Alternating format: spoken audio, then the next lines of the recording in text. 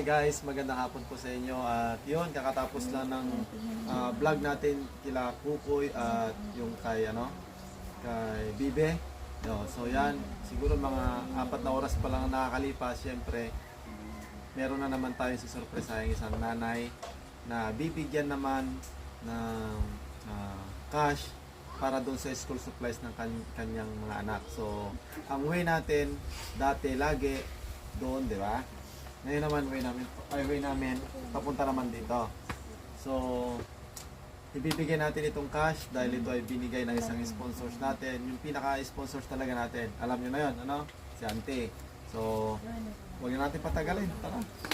Sisilipin din natin kasi may pagbabago doon sa kanilang bahay. Nung mga siguro nakaraang taon pa na bagyo, napaayos ng unti-unti. Tingnan natin guys, ito na yung kanilang bahay. Nakikita nyo naman, si Nanay Jo ang nandito. Tinataboy niya yung kanyang mga aso. Sobrang daming aso dito sa kanila. Okay.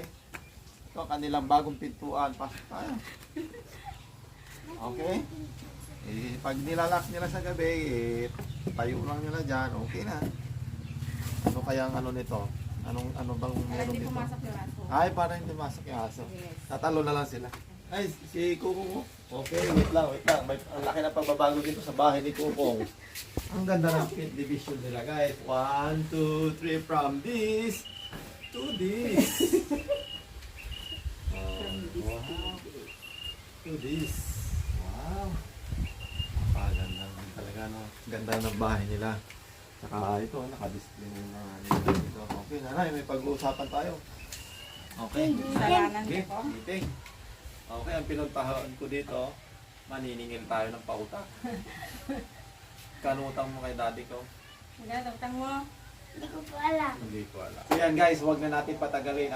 Siyempre, ito na, finally, bibigyan natin kay nanay yung binigay ni auntie sa akin na pang-school supplies daw ng kanyang mga anak. Maalala siyang mapagkasya-kasya ito. Siguro may mga, kasi marami kasing mga sponsor sila minsan yung parang dati pa ng mga bag. Ano ng nanay, no? Meron pang bag. So, less na yon. Actually guys, meron naman talaga sila. Sinabi ko ano sa nakaraang video kila Kukoy at kila Bibe na lahat naman talaga sila may sponsors na notebook, papel, ballpen. Pero lang ba kasi hindi nakapagpadala si Ma'am Betchay, pero almost meron talaga lahat. Kaso delay, June 15 yata darating sa Manila. Pero June 8 ang pasukan. So ang June 15 sa Manila baka dating dito sa amin mga June 27, mga ganun. So matagal pa. Kaya uunahan yung iba, yung may mga savings sa akin, nag-withdraw sila, tapos binibili ng mga nanay nila. Yung iba naman may mga nag-sponsor, kaya syempre masaya tayo kasi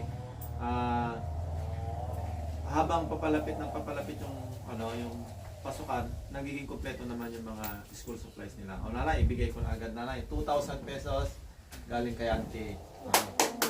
Palakpakan naman tayo dyan.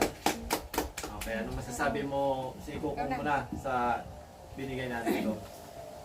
Ante, maraming salamat po sa allowance. Malaking tulong na po ito pabibili ng gamit namin. Okay. Allowance, school supplies. Nanay, ano masabi mo nanay? Nabigla ka ba? Opo, sir.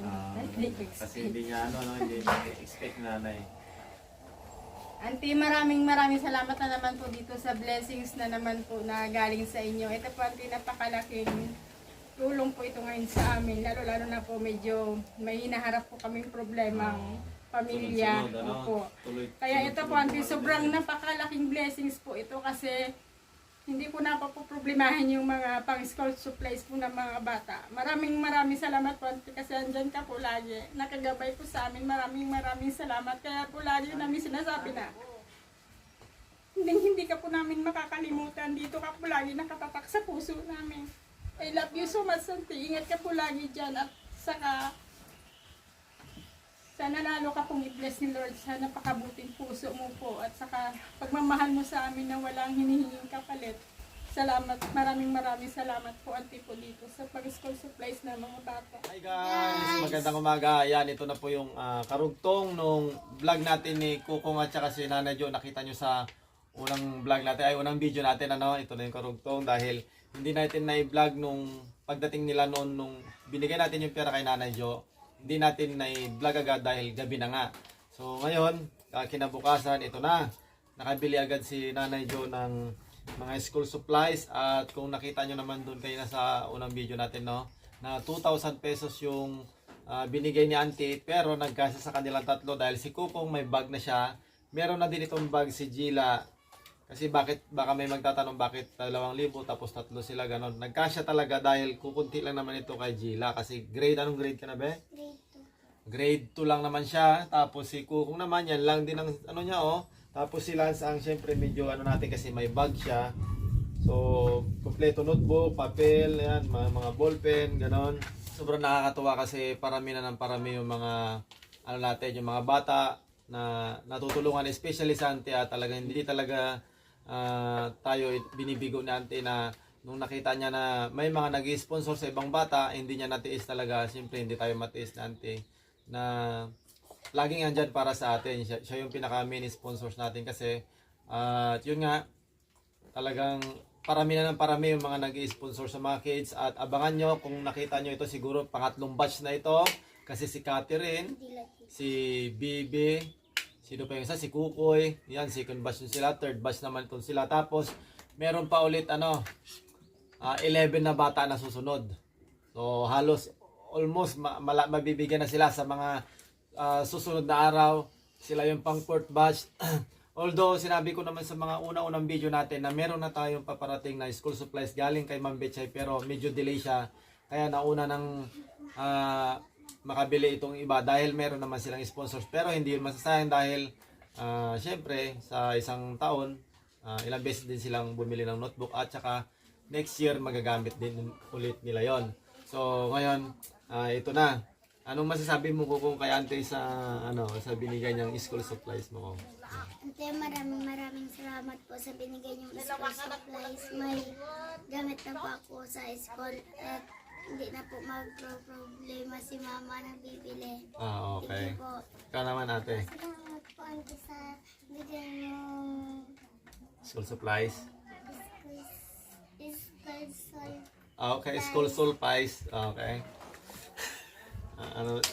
Ano sabihin mo pa kay Auntie? Sana po mag-ingat ka dyan. Okay. Thank you po. Ikaw naman Kuya Lance, anong masasabi mo kay Auntie? Si Lance, anong grade? Grade 10 na po. Grade 10. Ante, maraming salamat po sa bigay mong school supplies at ingat ka po dyan lagi. Hindi po namin makakalimutan to dahil hindi na po mag-iisip si mama ng bumili ng school supplies at hindi niya na po problemahin yung perang pambili. Maraming salamat. Okay, thank you. Sabi ko nga instant na nagkaroon agad sila ng school supplies kaya biglaan lang nagkatotoo yung mga katuparan naman talaga nila nagkatotoo yung wish nila natupad na dahil sa binigay ni Auntie at hindi pa dyan natatapos yung sponsor ni Auntie para sa atin. May fourth batch na sinasabi ko nga at good news para sa month ng June, nandiyan na yung allowance ng mga bata na 20 kids na tig 500 pesos. Wow, palapakan naman. Bibigyan natin yan bago magpasukan para pagpasok nila, paldo-paldo. Ang dami agad pambili ng mga pagkain, pambili ng mga, mga project siguro. Or kung meron mga gusto nilang bilhin, siyempre, about sa kanilang pag-aaral, mabibili nila agad. So maraming salamat Auntie. Talagang hindi mo kami binibigo at nakita mo talaga na siyempre, si Auntie, pares-pares naman, kumbaga fair. Kung ano yung mga hindi napunan ng ibang mga sponsors natin, siya yung pumupuno din. Siyempre, ayaw naman niyang nakikita yung mga bata na hindi lahat nabibigyan. So yan na si Auntie, maraming salamat talaga Auntie. Mag-ingat ka lagi dyan Auntie sa ibang bansa. We love you po from the Explorer family.